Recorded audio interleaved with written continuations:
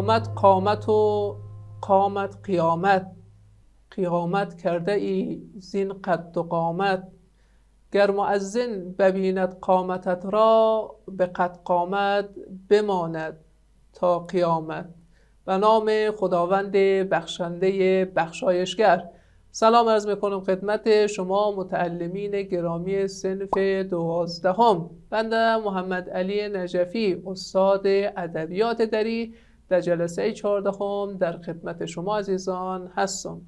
عنوان بحث امروز ما دوستان در مورد 4 مقاله است که می‌خواهیم در مورد موارد ذیل برایتان توضیحاتی ارائه نماییم. در ابتدا معرفی کتاب 4 مقاله نظامی عروضی را برایتان داریم. در قسمت دوم در حوزه اسلوب نگارش این کتاب برایتان توضیحاتی خواهیم داد و در بخش انتهایی در حوزه درست نوشتن برایتان توضیحاتی خواهیم داد. دوستان عزیز ما را همراهی نمایید.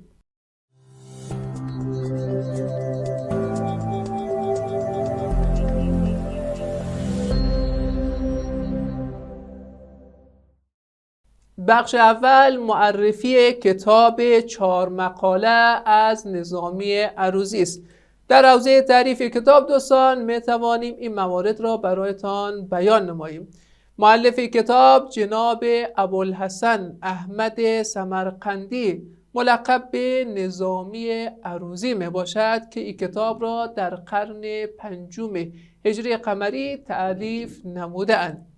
4 مقاله در واقع در حوزه 4 علم می خواهد توضیحاتی برای خواننده ارائه نماید. در ماهیت علم دبیری، در ماهیت علم شعر، در ماهیت علم نجوم و در انتها در ماهیت علم طب می‌خواهد توضیحاتی برای شما خواننده بیان نماید. در حوزه علم اول که علم دبیری است، کسانی که می‌خواهند وارد حوزه سیاست شوند، می‌خواهند به کار دیوانی مشغول شوند، توضیحاتی آداب و رسومی و سکنات مربوط به این حوزه را برایتان توضیح می‌دهد. در حوزه علم شعر می‌خواهد در مورد شاعران متعلق به دوره سامانیان، سلجوقیان، غزنویان، دیالمه و شاعران منطقه غردستان برایتان توضیح بدهد که از جمله شاعران می‌توانیم به رودکی، معزی، فردوسی، مسعود سعد سلمان اشاره نماییم. در علم سیوم که علم نجوم می باشد در مورد عمر خیام نکات بسیار بسیار مفیدی برای خواننده کتاب دارد، چون می‌دانید که عمر خیام بیش از اینکه به عنوان یک شاعر و یک نویسنده مطرح شود، به عنوان یک منجم و یک ستاره شناس شناخته می‌شود، به طوری که دوستان تقویمی که امروزه ما به عنوان تاریخ تقویم خود قرار می‌دهیم تحت عنوان تقویم هجری شمسی متعلق به همین چیز دوستان، متعلق به عمر خیام است که تحت عنوان تقویم خیامی یا تقویم جلالی از او یاد می‌کنیم. و در انتها در مورد علم طب نیز مطالبی برای خواننده می‌خواهد بیان کند که بسیار بسیار جالب و شنیدنی است. تقدیم کتاب به ابوالحسن حسام الدین علی، یکی از شاهزادگان ولایت غور می باشد که این کتاب در سنه 550 هجری قمری به این شاهزاده توسط نظامی عروضی تقدیم می گردد. اگرچه برخی معتقد هستند که سنه تألیف این کتاب ما بین سالهای 551 تا 552 هجری قمری می باشد. نام اصلی کتاب دوستان به عنوان مجمع النوادر است که در واقع بعدها شهرت اصلی کتاب به 4 مقاله تغییر یافته است. چون کتاب را اگر بخوایم باز کنیم دوستان می‌بینیم که در ابتدای کتاب یک مقدمه توسط نظامی عروضی بیان گشته و در 4 مقاله آمده است توضیحات دیگری ارائه داده است. 4 بخشش چی بود دوستان؟ 4 بخش رو برایتون گفتیم که یک در مورد علم دبیری است، دوم در مورد علم شعر است، سوم در مورد علم طب است و چهارم در مورد علم نجوم است که این 4 مقاله برمیگردد به حوزه همین 4 علم که کتاب نام اصلیش مجموع النوادر بوده است، ولی به خاطر شهرت این 4 علم به 4 مقاله تغییر نام یافته است. موضوع اصلی کتاب دوستان شرح حالات و اشعار شماری از شعرا و فضلای معروف زمانه خود نویسنده می باشد. نظامی عروضی در واقع یک نویسنده بسیار ماهر و چیره دست می باشد، اگرچه ایشان خود نیز شاعر بوده و اشعار ایشان در همین کتاب آورده شده است، ولی موضوع اصلی کتاب که ایشان به او پرداخته است بحث همین شرح حالات و در واقع کیفیت زندگی این شعرا و فضلای همعصر خود نظامی عروضی در قرن 5 هجری قمری است. و مشابهت کردن کتاب را، گفتن که این کتاب شبیه کتاب‌هایی است که برایتان در اسلاید آورده ایم. به مشابهت کتاب سیاستنامه، قابوسنامه، تاریخ مسعودی و تذکرة الاولیاء عطار نیشابوری است. اگرچه کتاب منشآت قائم مقام فراهانی را میتوانیم به این دستها اضافه کنیم. کتاب کلیله و دمنه نیز در این قالب میتواند جای بگیرد که کتاب 4 مقاله یا مجمع النوادر نظامی عروضی را بسیاری از دانشمندان به این کتابها تشبیه و تمثیل نمودند. قسم بعدی دوستان اسلوب نگارش کتاب 4 مقاله است که کتاب 4 مقاله از نظر شیوه بیان، از نظر ویژگی‌های ادبی چه خصوصیات را در بر می‌گیرد. خب یک سادگی، صراحت و روانی متن است. اگه کتاب 4 مقاله نظامی عروضی را دوستان باز کنید و مطالعه نمایید، اول چیزی که می‌بینید سادگی کلمات، صراحت و روانی و روشنی متن است که برای همه سنین و برای همه افراد قابل درک می باشد. کاربرد موزون ضرب المثل ها یک دیگر از ویژگی های این کتاب است که کتاب سرشار از ضرب المثل های عامیانه می باشد که هر یک از این ضرب المثل ها در جای معین خود به کار رفته است. به طوری گفتیم دوستان این کتاب 4 بخش دارد، در حوزه 4 علم بیان شده است. یک مقدمه را خود نویسنده در ابتدا آورده است و 4 بخش را تحت عنوان 4 علم توضیح داده است. در قسمت هر علمی که شما میخوانید چندین حکایت بیان شده است که قریب به 10 حکایت برای هر در واقع مضمون هر بخش ایشان بیان میکند. ایشان در این کتاب از ضرب المثل های فراوانی استفاده نموده است تا بتواند نظر خود را به تایید خواننده برساند. مورد بعد کاربرد کلمات عربی در مدح شاهان و امران غوری است. چون گفتیم دوستان اگه یادتون باشد این کتاب تقدیم شده است به حسام الدین علی، یکی از شاهزادگان غوری در سنه 550 هجری قمری. این کتاب را هنگامی که باز میکنیم میبینیم که در متن شاهان و حکم روایان او دوره نیز بیان شده است، اما واژگانی که برای بیان مدح و ستایششان به کار برده شده است همون کلمات عربی می باشد. بعد استعمال عبارتهای مقفا، موزون و مسجع، چون نثر موجود در این کتاب یک نثر مسجع می باشد. اگه خاطر عزیزان باشد گفتیم 3 چیز سج به او کلماتی می گفتند که در پایان یگان جمله به کار رفته می شد و از نظر تعداد حروف یا از نظر وزن شبیه یکدیگر بود. این کلمات را سج می گفتند. اگه یادتون باشد مثال آوردیم گفتیم که هنر چشمه زاینده است و دولت پاینده. ما بین زاینده و پاینده رابطه سج وجود دارد. این کتاب نیز سرشار از کلمات مسجع باشد که عبارتها کاملا مقفاست، یعنی قافیه دارد، وزن دارد و به شکل کاملا موزون و مسجع بیان شده است. در انتهای درس دوستان یک قسمتی را داریم تحت عنوان توضیحات مربوط به این درس. در قسمت مشابهت کتاب مجمع النوادر یا 4 مقاله نظامی عروضی. گفتیم که این کتاب به کتاب‌های مانند منشآت قائم مقام، کلیله و دمنه، سیاستنامه، تاریخ بیهقی، کتاب‌های زیادی که نام او براتون اینجا برده شده است مانند قابوسنامه، گفتیم کتاب شباهت به این کتب‌ها دارد. حال می‌خوایم در مورد این کتاب‌هایی که مشابهت به مجموع النوادر دارد براتون توضیحاتی ارائه نماییم.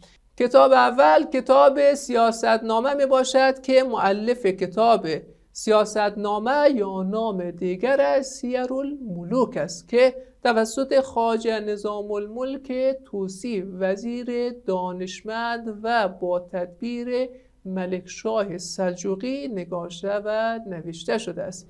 این کتاب به دستور ملکشاه سلجوقی در واقع درخواست می شود و دستور صادر می گردد که خواجه نظام الملک برایش بنگارد. این کتاب در حوزه سیاست مداری، در حوزه کیاست و در نحوه رفتار با مردم در واقع تدابیری اندیشیده شده است و کتابی است بسیار مرسوم در حوزه سیاست که به دستور ملکشاه سلجوقی در واقع کتاب نگاشته و نوشته شده است.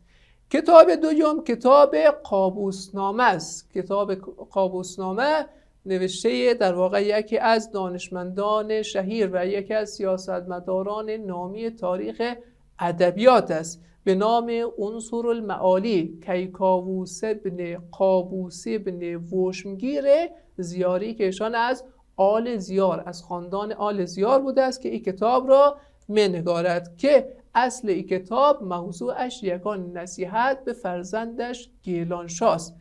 همانطور که براتون گفتیم عنصر المعالی یک شخصیت سیاسی است. وقتی که میخواهد در عنفوان در واقع پیری، به سن پیری که میرسد، به فرزندش گیلانشاه کتابی مینویسد به نام قابوسنامه. در این کتاب در حوزه نحوی رفتار با مردم، در حوزه حکومتداری، در حوزه سیاست پسرش را، فرزندش گیلانشاه را نصیحت میکند.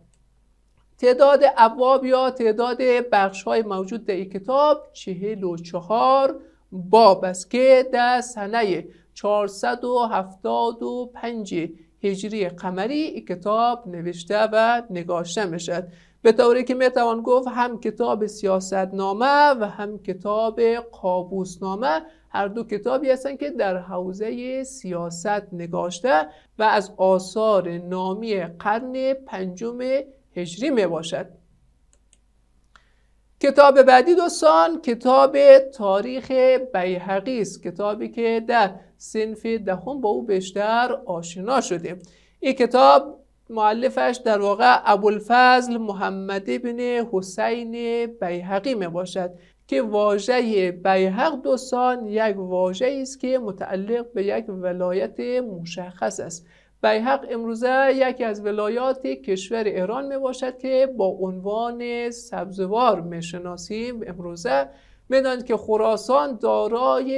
خراسان به عنوان یک ولایت بزرگ و یک ولایت بسیار گسترده چندین مرکز بسیار مشهور داشت. از جمله میتوان به نیشابور، به مرو، به ارزم به حضور شما بیهق میتوان اشاره نمود که از مهمترین بخش‌های خراسان قدیم در حوزه کشور ایران و منطقه بلخ به عنوان یکی از مهمترین مراکز خراسان قدیم که امروزه در کشور عزیزمان افغانستان قرار دارد نام برد. نام اصلی کتاب تاریخ آل سبکتکین است که در 30 جلد این کتاب نگاشته شده است. خب چرا گفته از تاریخ بیهقی یا تاریخ مسعودی؟ چون میدانید که دوستان کتابی که امروزه به دست ما رسیده است از تاریخ بیهقی تنها 5 جلد او امروزه در دست ماست از 30 مجلد. 25 جلد که در واقع نابود شده یا از بین رفته یا به دست ما امروزه نرسیده و تنها 5 جلد است که او بخش‌هایی است که مربوط به حکومت رسیدن سلطان مسعود غزنوی می باشد. برایتان توضیح دادیم که هنگامی که سلطان محمود غزنوی میمیرد مابین دو فرزند او نزاع و درگیری برای رسیدن به حکومت پیش می آید. یک فرزند بزرگتر ایشان است که سلطان محمد می باشد که حسنک وزیر که در واقع وزیر سلطان محمود بود از فرزند ارشد ایشان سلطان محمد در واقع استقبال میکند و از او حمایت میکند که به سلطنت برسد و از او سمت فرزند کوچکتر که سلطان مسعود است ادعای حکومت داری میکند و در واقع تاریخ بیهقی را وقتی میبینیم ابوالفضل بیهقی میآید این داستان را به شکل کاملا زیبا و قابل پسند برای ما مینگارد که حتی این در واقع نزاع و درگیری ما بین اساتید خود ابوالفضل بیهقی هم پیش میآید. از یک سمت در واقع بوسهل زوزنی است که از سلطان مسعود حمایت میکند و از سمت دیگر کسی نیست جز بونصر مشکان که حمایتش از سلطان محمد است، ولی در انتها سلطان مسعود پیروز می شود و حکومت به دست ایشان می افتد و در انتها حسنک وزیر به عنوان وزیر پدر را ایشان به دار می آویزند. نام اصلی کتاب را می گویند تاریخ آل سبکتکین، چون پدرکلان سلطان مسعود سبکتکین است که در واقع پدرش سلطان محمود غزنوی می باشد و این کتاب چون امروزه تنها قسمت حکومتداری سلطان مسعود غزنوی است کتاب را تحت عنوان تاریخ مسعودی نیز می شناسند، اگرچه یک نام دیگر نیز در طول تاریخ برای کتاب بیان شده است. نام این کتاب را تاریخ آل ناصر نیز بیان داشتند.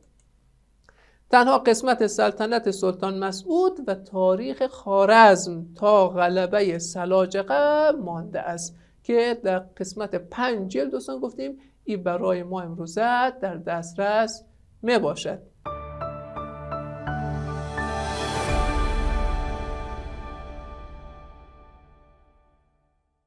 آغاز میکنیم بخش دوم را با درست بنویسیم. خب در این قسمت چی میخوایم دوستان براتون بگوییم؟ میگوییم که هرگاه حرف آخری واژه های غیر ملفوظ باشد، های غیر ملفوظ و در جمله به حیث موصوف، به حیث مضاف و به حیث منصوب قرار گیرد، بر بالای او حرف های غیر ملفوظ یک دانه چی دوستان؟ یک دانه همزه که به او یای ابتر یعنی یای دنبریده یا یای کوتاه میگوییم که به او همزه گفته میشد به عنوان کسره اضافه نوشته میشود. چی گفت دوستان؟ گفت هرگاه شما دوستان داشتین که یک حرف آخری واژه شما یک دانه حرف های غیر ملفوظ بود و این های غیر ملفوظ در جایگاه موصوف، مضاف یا منصوب قرار گرفت، بر بالای او حرف ها یا های غیر ملفوظ یک دانه همزه اضافه میکنید. به طور مثال میبینیم دوستان اینجا برایتان توضیح بدهیم. ترکیبی داریم به نام کتابچه سفید. کتابچه خود یک اسم است دوستان، سفید یک صفت است. خب ترکیب ما چی میشه؟ ترکیب ما میشه ترکیب وصفی. یعنی چه؟ یعنی ترکیبی که یک صفت داریم و یک اسم. به اسمی که او صفت به او اسم برمیگردد چه میگوییم؟ میگوییم موصوف. پس کلمه کتابچه میشود در جایگاه موصوف و سفید میشود صفت موصوف. خب کتابچه انتهایش به های غیر ملفوظ رسیده. نگاه کنید دوستان در این قسمت. خب وقتی که در جایگاه ایها در جایگاه موصوف قرار گرفت، یک دانه همزه که اینجا می باشد دوستان بر بالای این حرف های غیر ملفوظ اضافه میکنیم، ولی به صورت یا میخوانیم. کتابچه سفید، ستاره درخشان. نگاه کنید دوستان این می شود از قسمت موصوف. مورد بعد خانه احمد که در واقع یک اسم منصوب است. نگاه کنید خانه یک اسم منصوب است، انتهایش های غیر ملفوظ آمده، میخواهد به اسم بعد اضافه شود و منصوب شود. میخواد چی شود دوستان؟ وقتی اضافه میگردد در بالای این حرف یا های غیر ملفوظ یک دانه همزه دوباره قرار میدهیم. خانه احمد، قصه فرهاد. مورد بعد مورد مضاف یا ترکیب اضافی است. ترکیب اضافی به او ترکیبی گفته میشد که دو اسم یک اسم به علاوه یک اسم دیگر با یکدیگر جمع شود، علاوه شود. اسم اول را میگفتیم مضاف، اسم دوم را میگفتیم مضاف الیه. خب کلمه اول ستاره است دوستان، کلمه بعد اقبال است. پس دو اسم است که کنار هم دیگر قرار داده شده است.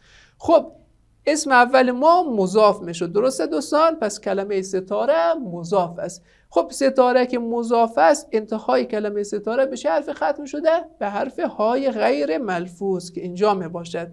خب در جایگاه مضاف باشد، انتهایش های غیر ملفوظ نیز داشته باشد. پس بر بالای چه قرار داده می شود؟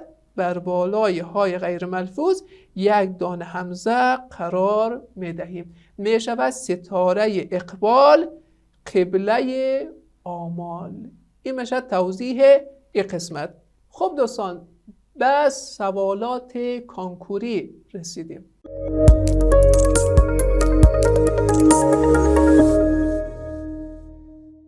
سوال اول میگوید اثر مشهور نظامی عروضی سمرقندی یکی از گزینه‌های ذیل است. فرم اول قور 1396. 1 مجمع البلدان، 2 شعر العجم، 3 مجمع النوادر و 4 مجمع الفصحا. کدام یک از این 4 اثر مشهور نظامی عروضی سمرقندی می باشد؟ کدام است متعلم؟ احسن، گزینه صحیح واضح است، مجمع النوادر می باشد که تحت عنوان 4 مقاله ما از او یاد کردیم که نام دیگری اثر می باشد. سوال بعد، کدام یک از آثار ذیل مربوط به نظامی عروضی می باشد؟ فرم اول بادغیس 1396. 1 القافیه، 2 4 مقاله، 3 سیر الملوک و 4 تاریخ سیستان. کدام یک از این 4 اثر دوستان باز هم در حوزه آثار نظامی عروضی در واقع نویسنده قرن 6 هجری قرار داده می شود؟ کدام یک است؟ احسن، باز هم می شود گزینه شماره 2 4 مقاله که نام دیگرش مجمع النوادر بود. 4 مقاله در حوزه 4 علم بود. 1 علم دبیری، 2 علم شعر یا شاعری، 3 علم نجوم و 4 علم طب. به خاطر این که 4 اثر را 4 مقاله را در داخل کتاب قرار دادن، این کتاب که نام اصلیش مجموع النوادر است به 4 مقاله نظامی عروضی شهرت پیدا کرده است. سوال بعد میگوید هرگاه حرف آخری واژه های غیر ملفوظ باشد و در جمله به حیث مضاف قرار گیرد، بالای این حرف های غیر ملفوظ چه اضافه می شود؟ فرم اول لوگر 1396. خب دوستان، سوال رو خوب دقت کنید، در حوزه درست نویسی بود. می خواهیم گزینه ها رو براتون بخوانیم. 1 حرف یا اضافه می شود، 2 حرف همزه اضافه می شود، 3 حرف ای اضافه می شود و 4 هیچ چیز اضافه نمی شود. کدام گزینه است؟ گزینه صحیح گزینه شماره 2 می باشد که حرف همزه اضافه می شود هرگاهی که های غیر ملفوظ به حیث مضاف قرار گیرد. که حرف همزه رو دوستان گفتیم یای ابتر یا یای کوتاه نیز از او یاد میکردیم. سوال بعد میگوید نام اصلی کتاب 4 مقاله کدام یک از گزینه های ذیل است؟ توضیح دادم خدمت شما دوستان، اینجا شما کاملا مشخص بیان میکنید. فرم 3 کابل 1396 است این سوال. 1 قابوس نامه، 2 سیر الملوک، 3 طلسم حیرت و 4 مجمع النوادر. کدام یک از این 4 گانه نام اصلی کتاب 4 مقاله نظامی عروضی سمرقندی می باشد؟ کدام از دوستان؟ احسن، گزینه صحیح مجمع النوادر می باشد که در واقع در مورد زندگی نامه، احوال و اشعار تعدادی از شعرا و فضلای همدوره نظامی عروضی در قرن 6 هجری قمری می باشد. سوال بعد میگوید هرگاه حرف آخر واژه های غیر ملفوظ باشد و در جمله به حیث موصوف قرار گیرد، در بالای حرف های غیر ملفوظه چی نوشته می شود؟ فرم اول بادقیس 1396. 1 حرف ای، 2 حرف ای، 3 حرف یا و 4 حرف همزه. کدام یک از این چهارگانه می تواند در بالای های غیر ملفوظه به حیث موصوف قرار بگیرد؟ کدام متعلم؟ احسن، در واقع گزینه درست گزینه شماره 4 همزه می باشد که به عنوان در واقع او حرکتی که می توانیم در انتهای واژه‌ای که به های غیر ملفوظ در واقع ختم گردیده و به حیث 3 چیز قرار داده شده. این حرف همزه می تواند بر بالای واژه‌ای که انتهای او واژه به های غیر ملفوظه ختم شده باشد و در نقش 3 چیز قرار داده شده باشد. 1 او در واقع واژه به حیث مضاف باشد، 2 به حیث موصوف باشد و 3 به حیث منصوب باشد که می تواند حرف همزه را بر بالای او قرار دهیم. خب دوستان و متعلمین عزیز و گرامی، به پایان مبحث 14 رسیدیم. امیدوارم که مانده نباشید و جلسه امروز برایتان دلپسند و دلچسب بوده باشد. تا جلسه بعد و دیدار دیگر شما عزیزان را به خداوند منان می سپارم. خداوند یار و نگهدارتان.